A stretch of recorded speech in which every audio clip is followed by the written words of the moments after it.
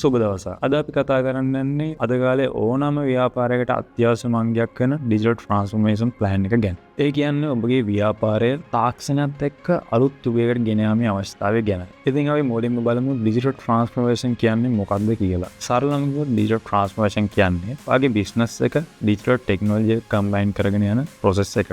Example එකක් විදිහට අපි හිතමු ඔයාලට ක්ලෝතින් ස්ටෝර් එකක් තියෙනවා කියලා. ඔයාගේ මේ බිස්නස් එකට ඔන්ලයින් ස්ටෝර් එකක් තියෙනවා. ඔයාගේ මේ බිස්නස් එකේ තියෙන සර්විසස් ඔටෝමේටඩ් කරලා තියෙනවා.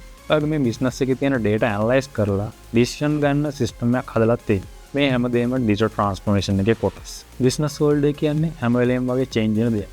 ඔයා චේන්ජ් එකට ඇඩැප්ට් වුණේ නැත්නම් ඔයාගේ බිස්නස් එක ග්‍රෝ කරගන්න එක ලොකු බලපෑමක් වෙන්න පුළුවන්.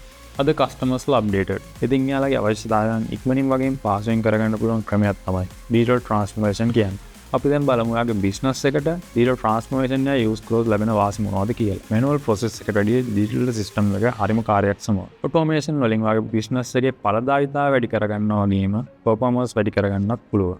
ඒ වගේම data analysis වලින් ඔයාගේ බිස්නස් එකේ කස්ටම් බිහේවියර් එක, මාකට් ට්‍රෙන්ඩ් එක, සේල්ස් පැටර්න් එක අපිට අයිඩෙන්ටිෆයි කරගන්න පුළුවන්. ඔයාගේ බිස්නස් එකට ඩිජිටල් ටූල් එකක් යූස් කරන්නේ ඔයාගේ බිස්නස් එකේ ඔපරේෂනල් කොස්ට් ඇත්තටම අඩු කරගන්න පුළුවන්. එක්සැම්පල් එකක් විදිහට අපි කොවිඩ් කාලේ ගත්තොත් ගොඩක් බිස්නස් ඩිජිටල් ට්‍රාන්ස්ෆෝමේෂන් ප්ලෑන් එකක් යූස් කරපු හින්දා එයාලගේ බිස්නස් ඔන්ලයින් ක්‍රමයට පවත්වාගෙන ගියා. පොඩි ග්‍රොසරි ෂොප් එකක් වුණත් එයාලගේ සර්විසස් ඔන්ලයින් ක්‍රමයට පවත්වාගෙන ගියා. ඒකෙන් එයාලගේ ඉන්කම් එක සේව් කරගත්තා. ඩිජිටල් ප්ලෑන් එක නැති බොහොමයක් බිස්නසස් ඒ කාලේදී ඩවුන් වුණා. ඔයාගේ බිස්නස් එකත් ඩිජිටල් ට්‍රාන්ස්ෆෝමේෂන් ප්ලෑන් එකකට අරගෙන යනවා නම් කරන්න ඕනේ ස්ටෙප් කීපයක් තියෙනවා. ෆස්ට් ස්ටෙප් එක තමයි ඔයාගේ බිස්නස් එකේ ගෝල්ස් අයිඩෙන්ටිෆයි කරගන්න එක. සෙකන්ඩ් ස්ටෙප් එක තමයි ඒකට මැච් වෙන ඩිජිටල් ටූල් එකක් සිලෙක්ට් කරගන්න එක. ඊළඟ ස්ටෙප් එක තමයි ඔයාගේ ටීම් එක ඒක ට්‍රේන් කරන එක. ඊට පස්සේ ඔයාගේ බිස්නස් එකේ data security එක බලන්න. ෆයිනලි ඔයාගේ සිස්ටම් එක continuously improve කරගන්න. ඩිජිටල් ට්‍රාන්ස්ෆෝමේෂන් කියන්නේ ඔයාගේ බිස්නස් එක අලුත් විදියට මිනිස්සු අතරට අරන් යන ක්‍රමයක්. ඒ නිසා ඔයත් ඔයාගේ බිස්නස් එකේ ෆියුචර් එක සක්සස් කරගන්න අදම ඩිජිටල් ප්ලෑන් එකක් ස්ටාර්ට් කරගන්න.